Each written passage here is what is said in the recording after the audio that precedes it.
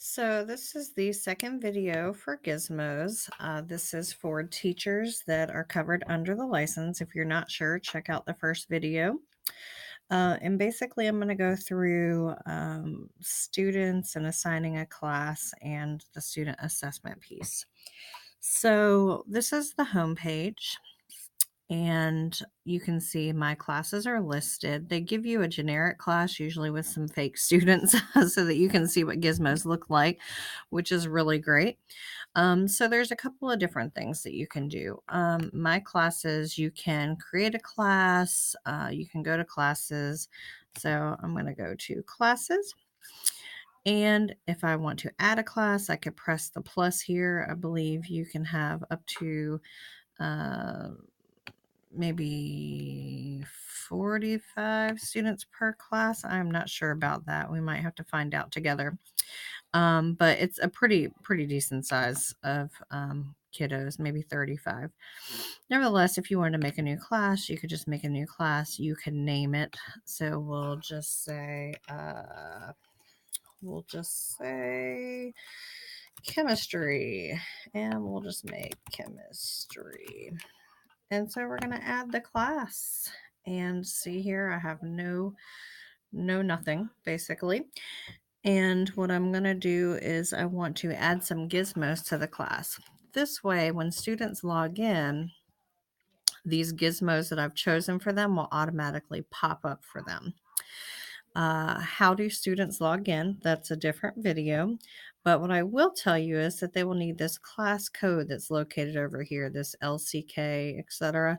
You will need to give them that. Do not sign kids up on your own. You can do that, but then it assigns them some sort of crazy login that they have to memorize. This way, they can just go ahead and have the class code, and they can use an existing login that they are going to actually remember. So there's a couple of ways to assign a gizmo to a class. You can go here, you can browse, etc., etc. You can go from the community, you can do all that stuff. I'm a personal fan of Find Gizmos, and so I'm going to go back and I'm going to do maybe covalent bonds. And so I'm going to click on that, and then I'm going to look at it and decide if I like it, if I don't like it, whatever. But I do like it, so I'm going to add it to a class. And then I'm going to choose the class. I can add it to all my classes, or I'm going to choose that chemistry class in particular. So I've added it. So if I go to my classes and I look at the chemistry class, that gizmo is there, which is great. There's a couple of things you can do. If you have multiple here, you can drag the order, you can hide it, so you might want to save it for next semester. There's even a way, if you're an advanced Gizmo user, that you can share it with another teacher, which is pretty cool because then you can share the list if you guys tend to use the same gizmos in the PLC. You can also remove gizmos and hide it and move it and things here. You can launch the gizmo.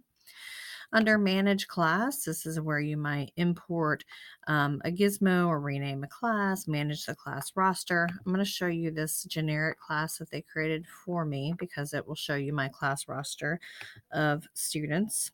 So these are my fake students and their username and fake passwords. Basically, okay, so it is 35 total per class that you can have.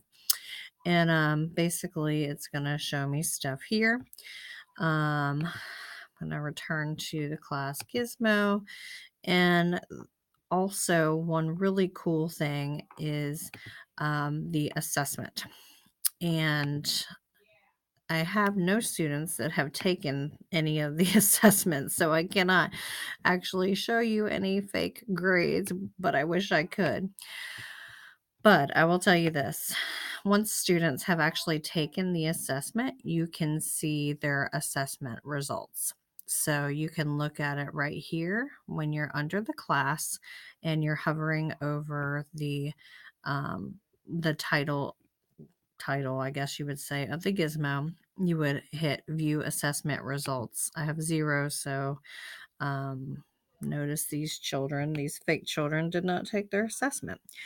What assessment are you talking about? Well, here is the assessment. Okay, and it gives the answers and an explanation. But where in the world could I find that before? Well, when you are first picking out your gizmo, and you're in the gizmo, like I said, it always comes with 4 main resources. But also, if you notice right here, you can click on assessment questions. At the end of the gizmo, students will be prompted to take this assessment.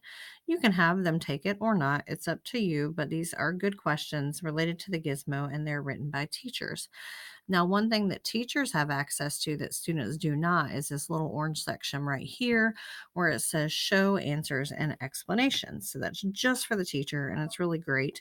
You can even print it if you have, a new teacher, a new person teaching the subject, or whatever the case may be.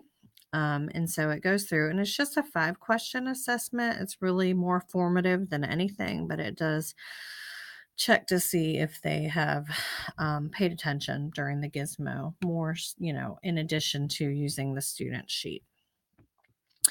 So that is pretty much it for the assessment and for the classes. If you are ever not sure of where to find your classes, you can just click my classes right here. And it's great. And you can do lots of cool things. And that's pretty much it.